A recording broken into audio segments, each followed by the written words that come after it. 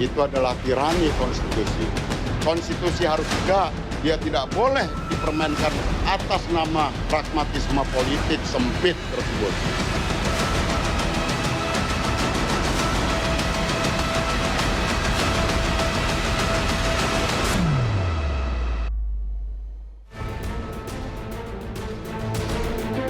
Suhu politik kian memanas menjelang Pilpres 2024. Dari Senayan muncul wacana pengajuan hak angket DPR. Adalah Masinton Pasaribu, anggota DPR fraksi PDI Perjuangan, menjadi inisiator hak angket terhadap putusan Mahkamah Konstitusi terkait batas usia capres-cawapres.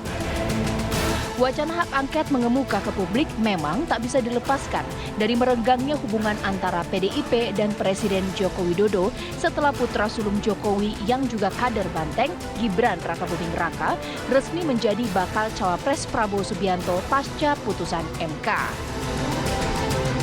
Benarkah mencuat hak angket sebagai strategi politik dari PDI Perjuangan untuk membangun opini, mendegradasi pandangan publik terhadap pasangan Capres-Cawapres Prabowo Gibran? Dan seberapa kuat usulan hak angket mendapat dukungan politik dari parlemen? Tim TV One mengabarkan. Masih soal hak angket pemirsa, dan mungkin saja hari ini Bang Masinton Pasaribu sebagai pengusul hak angket sedang lobi-lobi mengadakan pertemuan atau mencari dukungan pemirsa. Karena tidak mungkin seorang Masinton Pasaribu maju sendiri. Tapi yang akan saya bahas pada malam hari ini akan ke arah mana? Berhasilkah seorang Masinton Pasaribu mengumpulkan dukungan dan sebenarnya apa motif di balik usulan hak angket? Jangan-jangan Pilpres 2024 itu yang saya bahas. Sudah hadir narasumber saya di sini, mulai dari Mas Khairul Umam sebagai pengamat politik kita. Mas Umam, assalamualaikum. Dan juga ada Mas Habib Rohman di sini mewakili Gerindra. Saya juga telah tersambung dengan narasumber saya yang tersambung lewat sambungan Zoom. Sudah ada Mas Saiful Tamliha dari P3 di sini. Mas Saifullah Tamliha, selamat malam. Assalamualaikum Mas Tamliha. Karena itu, ya. Saya ingin ke Mas Tamliha terlebih dahulu ya. Ini sebenarnya kita tidak tahu apakah Mas Tamliha ini juga setuju dengan usulan hak angket Masinton Pasaribu. Karena saya ingin tahu, setuju tidak sih bahwa putusan MK ini wajib diangketkan? Seperti apa? Saya kemarin ikut di paripurna dan mendengarkan langsung usulan Masinton Pasaribu di dalam rapat paripurna yang dipimpin oleh Ibu Puan Maharani. Beliau mengungkapkan alasan-alasan, kemudian mengancam untuk melakukan hak angket. Nah, yang perlu diketahui oleh publik adalah sampai saat ini belum ada upaya penandatanganan usul angket kepada anggota DPR RI. Baik yang berkoalisi dengan PDIP ya P3 ya. Itu sampai saat ini belum ada. Kemudian yang kedua, kalaupun ada, tentu melalui proses yang panjang. Saya sebagai Badan Pengkajian MPR itu mencermati jika ingin tujuannya pemakzulan terhadap seorang presiden, Undang-Undang Dasar Negara Republik Indonesia 1945 itu mengatur tahapan-tahapannya. Dari angket, kemudian dibawa ke paripurna, kemudian paripurna DPR ya, kemudian dibawa ke MPR. Dan MPR itu sudah menunggu anggota MPR dari DPD dan 560 anggota DPR. Anggota MPR kan terdiri atas anggota DPR dan anggota DPD. Jumlah keseluruhannya itu 711. Nah, setelahnya MPR, kalau MPR juga menyetujui pemakzulan, kemudian itu dikirim ke Mahkamah Konstitusi.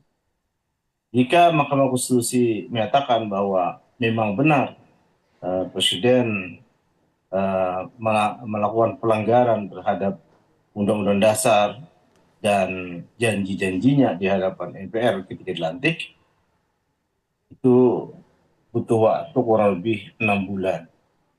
Jadi kalau sekarang bulan November, Desember, Januari, Februari, Maret, April, hampir habis masa jabatan anggota DPR MPR yang sekarang.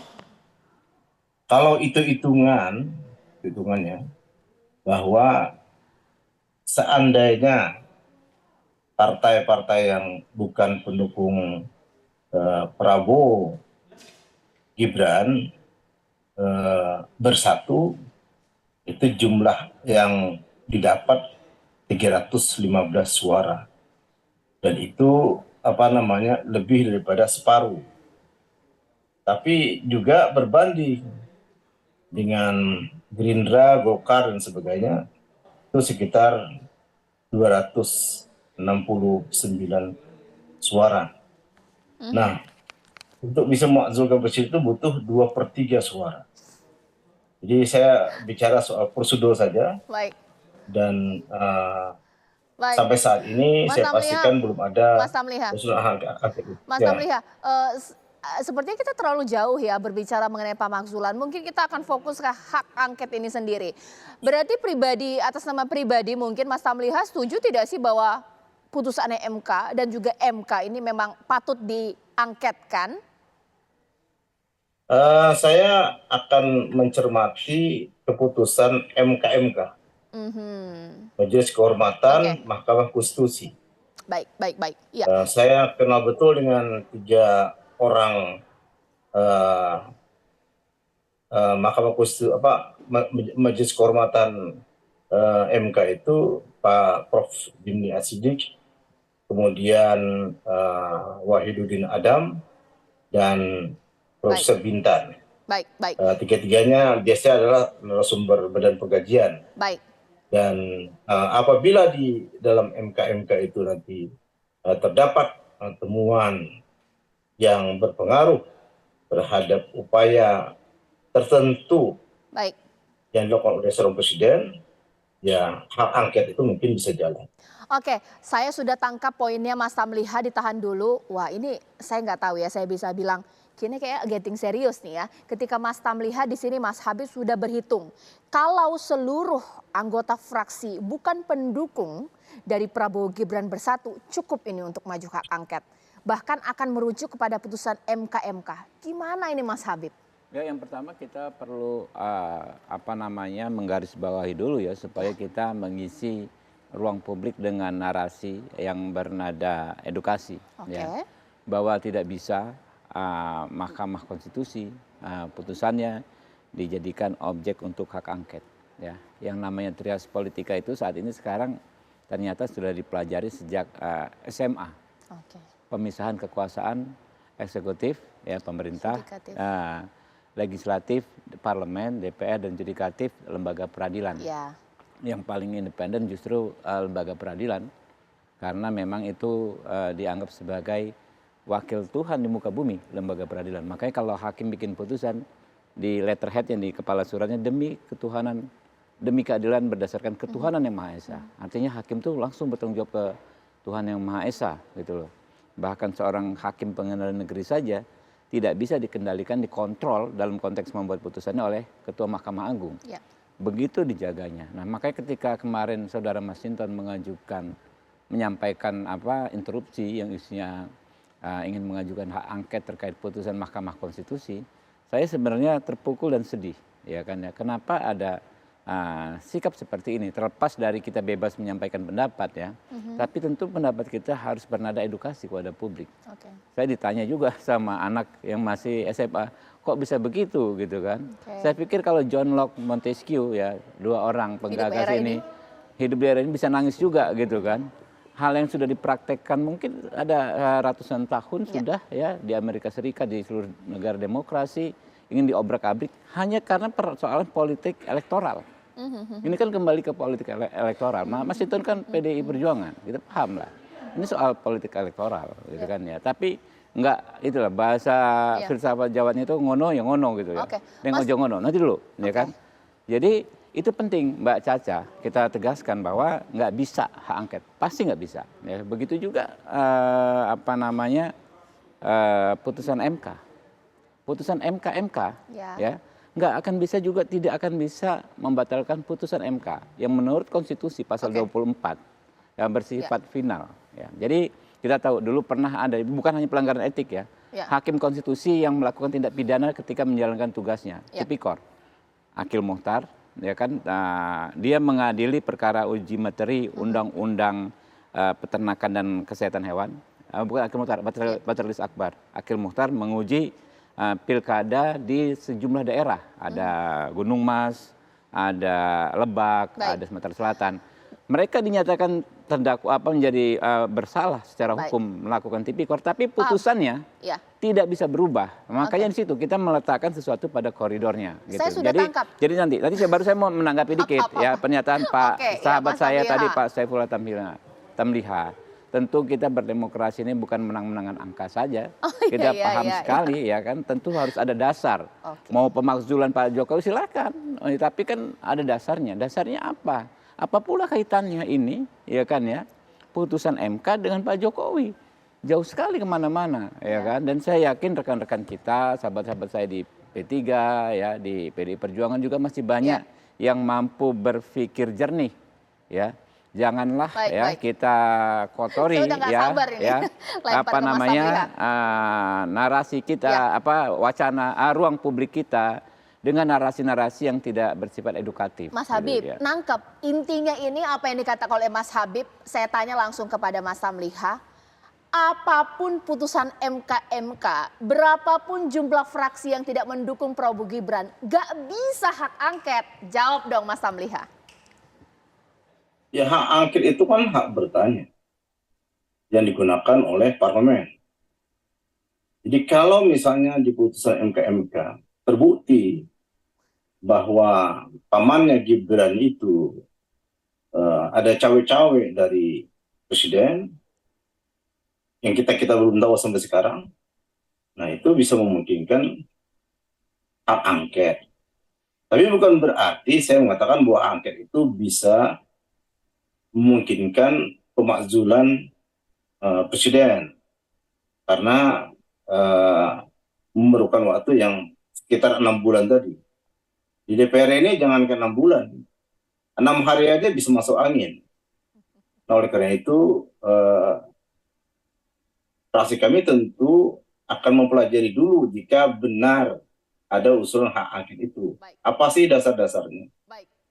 Nah mungkin kita tunggu setelah tanggal 8 yang akan datang. Wah, boleh ditanggapi singkat nih Mas Habib, singkat saja. Ya saya pikir, saya percaya rekan-rekan, sebagian besar rekan-rekan kami di DPR bisa berpikir jernih ya. Pasti tidak akan sejauh itu. Apa yang disampaikan Pak Tamliha itu kan hal yang normatif, ya kan ya. By law memang begitu. Memang semua anggota DPR memiliki hak untuk menggunakan menggunakan hak angket dan lain sebagainya. Tetapi de facto ini bukan sesuatu yang gampang terjadi, dan saya pikir nggak akan mungkin terjadi dalam konteks ini ya. Karena nggak ada secuil pun. Kalau kita misalnya acuannya apa yang terjadi di MK. Anda baca semua saja, dibaca semua karena terbuka ya. Nggak ada kok yang arahnya ini ada abuse of power yang dilakukan oleh Pak Presiden Jokowi. Nggak ada Pak. Cari aja, coba sampaikan, nggak ada. Yang ada mereka mengkritisi, membelajati habis putusan tersebut ya kan. Soal open legal policy, tadi siapa namanya, salah satu advokat yang menyampaikan itu, PBH menyampaikan soal pencabutan laporan dan masuknya kembali ya kan. Soal macam-macam ya kan, nggak ada setahu saya ya sedikit pun soal intervensi langsung yang nyata, konkret, jelas oleh Presiden Jokowi. Sehingga ya yang disampaikan Pak Tamliha itu kalau di permohonannya saja, laporan pengaduan para pelapor di MK ini tidak ada. Saya pikir tidak akan mungkin muncul di hasilnya. Ditahan dulu. Di putusannya. Mas Umam, nanti saat lagi saya akan bertanya pakai perspektif dari masyarakat yang nggak tahu apa-apa. Ada tidak sih unsur politis di balik usulan hak angket? Ada tidak juga sih unsur politis di balik putusan MK? Sesaat lagi.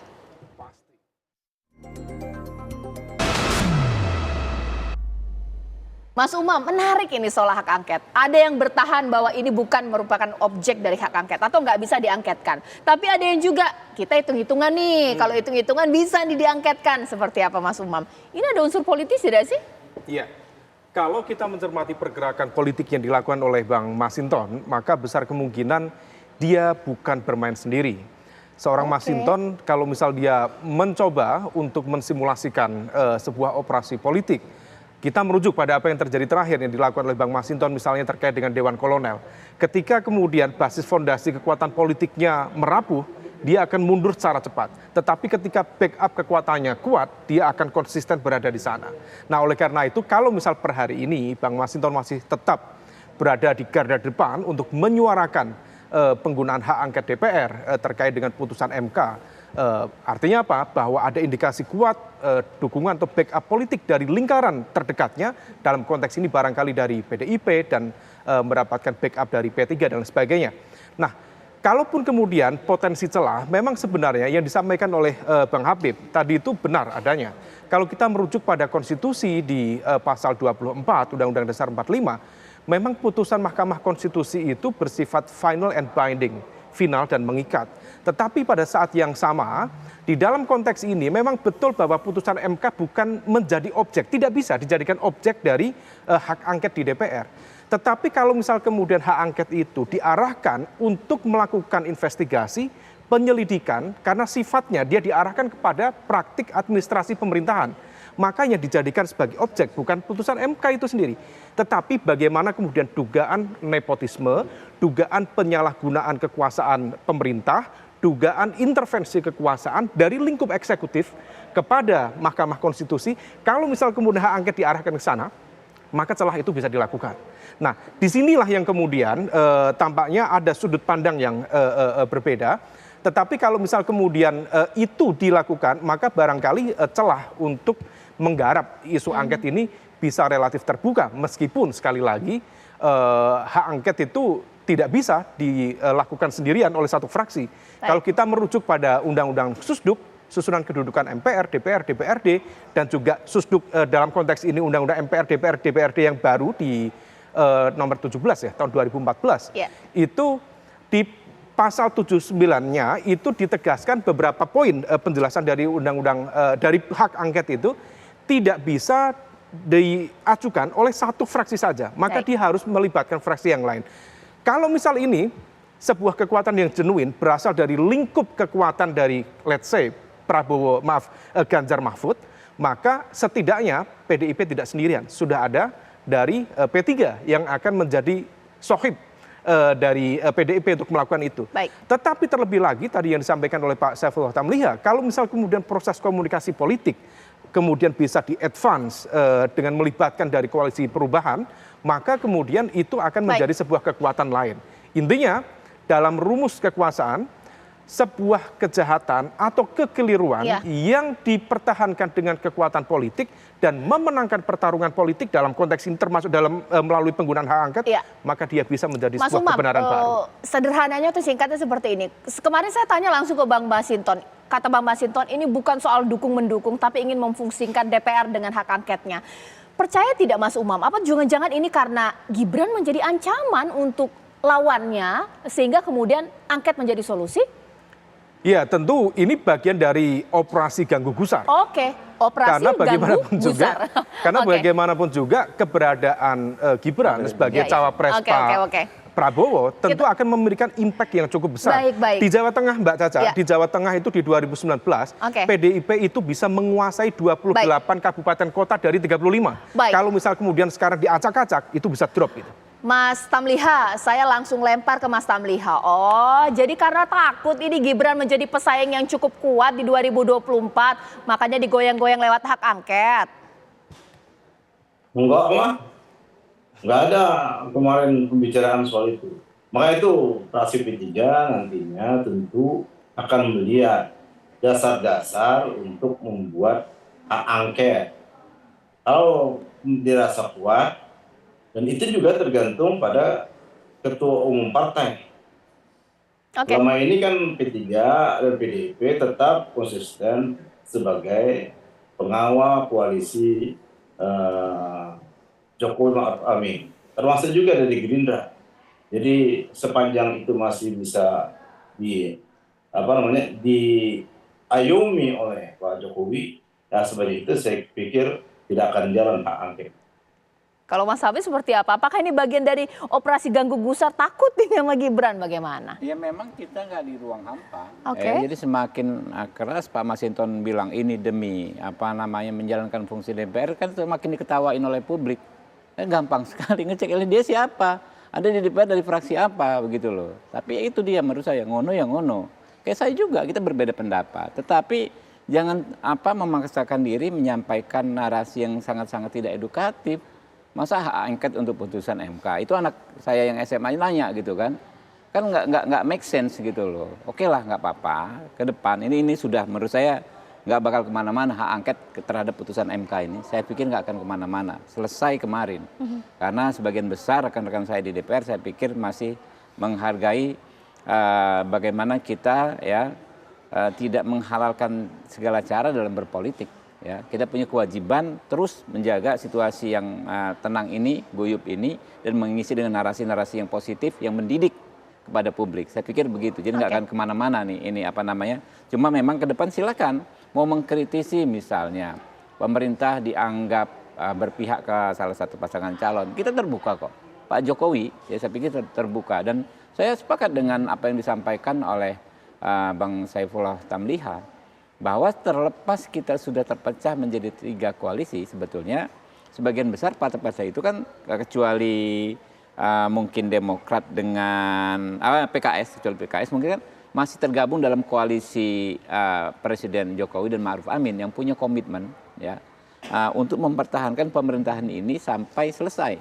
Saya berapa kali kok dengar kayak misalnya Pak Surya Paloh sekalipun menyampaikan hal tersebut. Ya, jadi kontestasi kita punya jalan untuk melaksanakannya. Kita beradu visi, misi, program, strategi. Silakan rekam jejak Itulah yang sudah berlangsung. Kita ini pemilu bukan pertama, Mbak Caca. Pemilu langsung begini bukan yang pertama. Jadi setelah pemilu ini siapa menang, siapa kalah, nggak akan terjadi kiamat juga di antara karena pemilunya karena pemilunya gitu. Mas Tamliha, di sini Mas Habib sedikit percaya diri bahwa ini hak angket nggak akan kemana-mana atau layu sebelum berkembang. Apa jangan-jangan sudah sedang diproses menuju untuk mengembangkan hak angket atau bagaimana nih Mas Tamliha? Ada ucapan menarik dari almarhum Perdana Menteri Singapura, Lee Kuan Yew. Not impossible. Tidak ada di politik itu yang tidak mungkin. Wah, bahaya. Itu aja. Oke, nah ini harus ditanggapi oleh Mas Habib bahkan juga nanti kepada Mas Umam. Tidak ada yang tak mungkin dalam politik. Ini kemana sih? Apakah kemudian keputusannya, haketnya, atau seperti apa? Sesaat lagi di Apa Kabar Indonesia Malam. Ya, oke. Kalau Mas Umam bagaimana kemudian melihatnya ini? Ini kan semakin panas kalau kita melihat kontestasi seperti ini. Dua-dua bertahan dengan kalau kata Pak Jokowi anget. Bagaimana kemudian? Nah, seperti apa Mas Umam? Ya, sebenarnya ini kan mengindikasikan dulu ketika belum diputuskan Gibran, kita sudah berkali-kali menyampaikan kalau misal kemudian Gibran menjadi cawapresnya Pak Prabowo dan kemudian tidak mendapatkan restu dari PDIP, jelas ini akan menjadi sebuah perang bubat antara kubu PDIP dengan bisa jadi keluarga Pak Jokowi atau mesin politiknya yang didukung oleh keluarga Pak Jokowi. Dan ini adalah sinyal-sinyal yang semakin kuat bahwa kemudian benturan kekuatan itu semakin terjadi. Nah, apa kemudian yang menjadi impact atau mungkin latar belakang dan impactnya? Tadi di 2019 PDIP itu menguasai sangat luar biasa. Dia mengkooptasi sekitar 28 kabupaten kota dari 35 kabupaten dan kota di Jawa Tengah. Kalau misal kemudian sekarang Gibran menjadi cawapresnya Pak Prabowo dan kemudian mesin politiknya dioptimalkan, jaringan relawannya dioptimalkan, termasuk partai-partai di parlemen pendukung Pak Prabowo plus PSI yang notabene dipimpin oleh putra bungsu dari Pak Jokowi, maka besar kemungkinan akan terjadi migrasi pemilih yang cukup signifikan. Nah, migrasi pemilih ini yang sifatnya saling menggerus antara kelompok kekuatan pro Prabowo Gibran dengan PDIP, basis kekuatan PDIP yang memberikan dukungan kepada Mas Ganjar. Kalau misal dulu di Pilpres 2019, gap suara antara Pak Jokowi dan Pak Prabowo di Jawa Tengah itu sampai 11 juta, maka kemudian gap itu akan jauh menipis dan bisa-bisa kemudian di take over, diambil alih oleh mesin politik Prabowo Gibran. Nah, situasi ini yang tampaknya mencoba untuk diantisipasi oleh lawan politik, dalam konteks ini tampaknya dari PDIP dan juga mesin pendukung Prabowo, Ganjar Mahfud. Tetapi di saat yang sama, kalau misal kemudian ini terus digarap, rasa-rasanya ini targetnya bukan sekedar ganggu gusar terhadap Prabowo Gibran, tetapi juga bagaimana kalaupun kemudian nanti Prabowo Gibran memenangkan kontestasi, maka ini akan menjadi sebuah mesin yang cukup efektif untuk mendelegitimasi kredibilitas dari keterpilihan Prabowo dan Gibran di proses Pilpres nanti. Nah, oleh karena itu betul-betul ini harus diselesaikan, harus di-clearkan oleh kedua belah pihak supaya kemudian dispute ini tidak membingungkan publik. Karena kalau misal kemudian membingungkan publik, saling klaim, itu impact-nya bisa kemana-mana. Dan nanti ini kan masih di level elit. Kalau misal kemudian nanti sudah masuk dalam konteks grassroots, kemudian ada mobilisasi kekuatan massa, itu bisa berimpact ke level social konflik. Mas Habib, perang bubat untuk saat ini, bahkan jikalau memang nanti menang, degradasi kepercayaan publik. Mas Habib, boleh dijawab? Saya pikir agak berlebihan ya, saya kurang sependapat perang bubat. Perang bubat itu kan itu habis-habisan ya. Emang ini belum habis-habisan ya? Enggak. Ini masih santai-santai saja. Kita bertemu rekan-rekan PDI Perjuangan, P3 kemarin paripurna malah ketawa ketiwi, ya kan? Penuh enjoy. Tapi di belakangnya nggak ada samurai nggak ada? Enggak, jauh. Jadi kalau kita melihat bahwa kita ini sudah pernah mengalami yang namanya polarisasi antagonis yang benar-benar rumit. 2014 sangat rumit, 2019. Ternyata kita bisa melewatinya dengan rekonsiliasi yang sangat epik antara Pak Prabowo dan Pak Jokowi. Kalau Pak Prabowo dan Pak Jokowi yang tadinya para pendukungnya begitu gencar saja ya bertempur, bisa berdamai, saya pikir hal-hal seperti ini insya Allah bisa diselesaikan. Betul, semangat yang disampaikan Mas Umum ini harus diselesaikan. Dan menurut saya waktu juga akan membuat kita move on ya dari persoalan MK kemarin, karena sudah semua orang sebenarnya kalau kita pakai rasionya, putusan MK ini baik secara hukum, secara politik nggak bisa dia apa-apain lagi, gitu kan ya. Tinggal ke depan masing-masing ya itu. Kita percaya kita kontestasi itu yang terpenting ya adalah visi, misi, program, strategi. Itu yang akan kita sampaikan ke rakyat. Insya Allah ya kita akan jauh dari polarisasi yang begitu panas ya, begitu rumit seperti 2019 dan 2014. Insya Allah seperti itu. Politik memang membingungkan pemirsa ya. Justru yang mengajak untuk adem di sini lah dari Mas Habib ya, dari Gerindra. Padahal P3 ini kan die hard Pak Jokowi banget. Ini bagaimana kemudian, apa sih yang terjadi Mas Tamliha? Boleh kemudian ditanggapi. Bagi P3 itu sampai saat ini masih berada dalam gerbongnya Pak Jokowi. Walaupun di Pilpres koalisi kami adalah PDI Perjuangan. Toh Mas Ganjar dulu juga bisa dicalonkan oleh P3 itu karena konon pesan Pak Jokowi juga.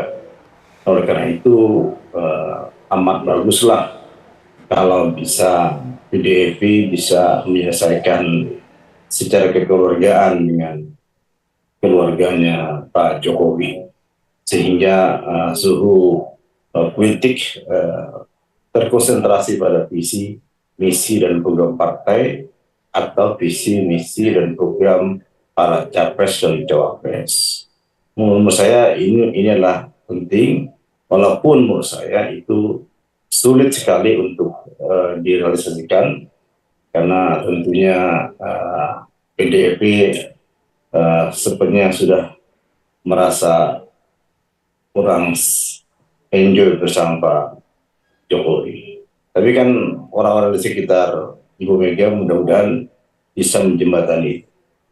Dan itu semua tergantung kepada hasil komunikasi antara PDIP dengan keluarga Jokowi. Tapi kalau itu tidak berhasil, maka saya yakin isu hak angket ini akan membuka dan akan berlangsung sampai dengan pemilu legislatif dan Pilpres 2024 yang akan datang.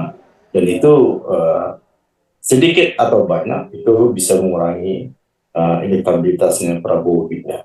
Baik, Mas Tamliha, terima kasih banyak atas waktunya. Mas Habib juga terima Oke, kasih. sama-sama. Mas Umam juga terima kasih. Kita tunggu pemirsa ini apakah memang nanti layu sebelum berkembang hak angket tersebut pemirsa, ataukah benar-benar berkembang layaknya bunga yang mekar pemirsa. Kita tunggu saja. Sesaat lagi sejumlah informasi lainnya masih akan kami kabarkan di Apa Kabar Indonesia Malam usai jeda berikut.